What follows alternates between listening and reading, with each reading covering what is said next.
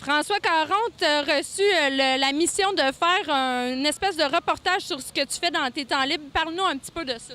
Oui, la compagnie pour laquelle je travaille, c'est Brown Ability. C'est une compagnie américaine. On fait de l'équipement pour des mobilités pour des gens en fauteuil roulant.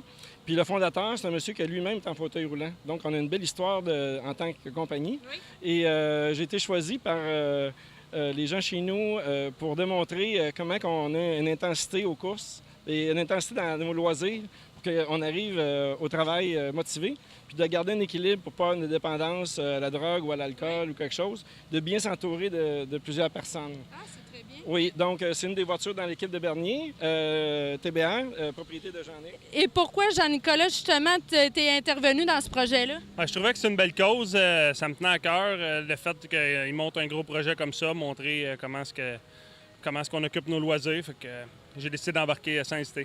Et comment ça va fonctionner la soirée? Vous allez vous échanger la voiture? Oui, il va falloir s'échanger la voiture parce que j'étais qualifié pour le 50 tours dirt.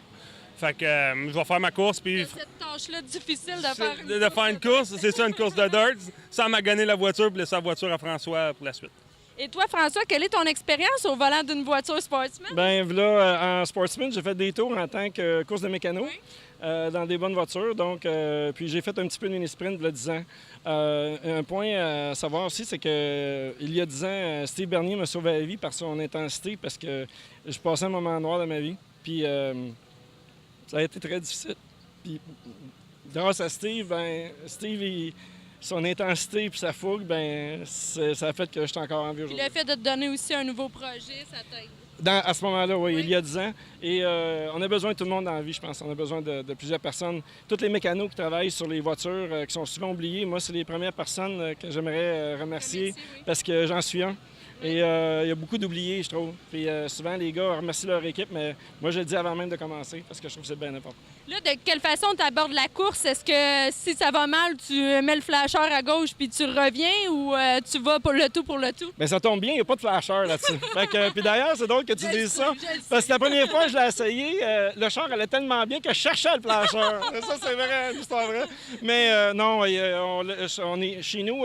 Tu dois savoir qu'un de nos modos de notre compagnie, c'est qu'on n'a pas d'excuses, puis on est du monde tenace, puis avec une bonne stratégie, puis de l'optimisme, on est supposé avoir un succès.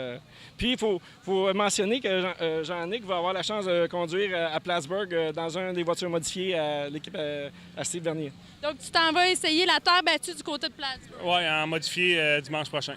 Et comment tu abordes ça? Tu dois être très nerveux puis heureux. Ouais, je suis nerveux, je suis heureux. C'est un nouveau défi. Je vais essayer de voir comment ça va, puis on verra après. On vous souhaite la meilleure des chances. Merci d'avoir partagé l'initiative avec nous. Merci, Caroline. Ça fait pour tout ce que plaisir. tu fais.